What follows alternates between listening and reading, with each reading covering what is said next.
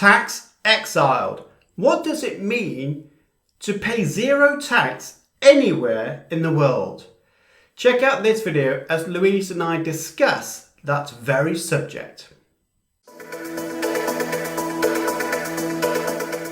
But there is a great question, and it does lead itself into everything we're doing and focusing on. I think I know where you're going. So Samantha said, is it possible to be tax exiled? First of all, for anyone listening into this, what does it mean to be tax exiled, Louise? Well, it doesn't mean you're on the run. That's the first thing. What it does mean, though, is that you have found yourself to be in a very unique position amongst very few people who, quite frankly, don't really pay any or very much tax to any government or organisation. I'll leave it like that. Yeah, and the way you do that is to be, like I say, non-resident in any country in any given year. So it's possible for you to do this with, typically, I would say it's easier to do with 3 countries, but better with 4 or 5 countries if you can do it. And who doesn't want a country hop on that level of basis? Yeah, I know a few people who do it. I'm not going to say the names because they probably don't want to share that information out, but they do that. You know, they go to different countries. So it is possible to go to Portugal, Spain, France, UK, and America, as an example, and then have homes across those countries.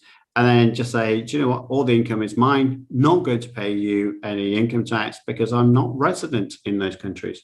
You do need to be a bit careful, though, Samantha, where you generate an income. It could be taxed there, but you wouldn't be taxed on your worldwide income, which is where the pain can really come in.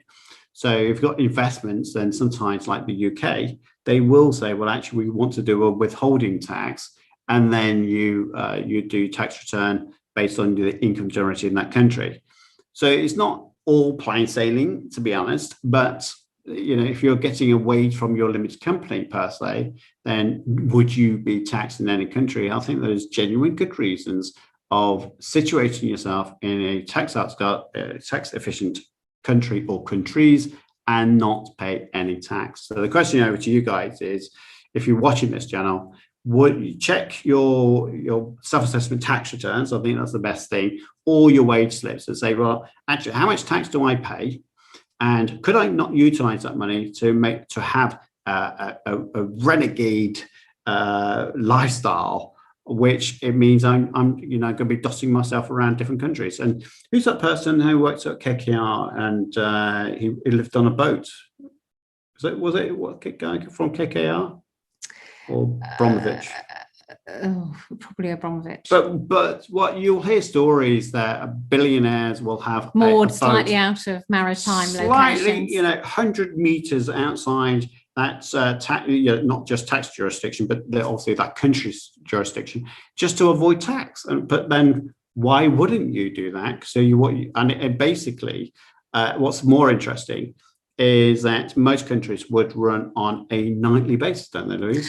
Well, in the UK, you're considered resident based on how many midnights you spend in the UK. In the likes of America, it's not midnights, it's how many physical days you've been in the country. So if you've only spent an hour in the country on a particular day because you happen to land there and move on, that's still classified as a day. But not transit.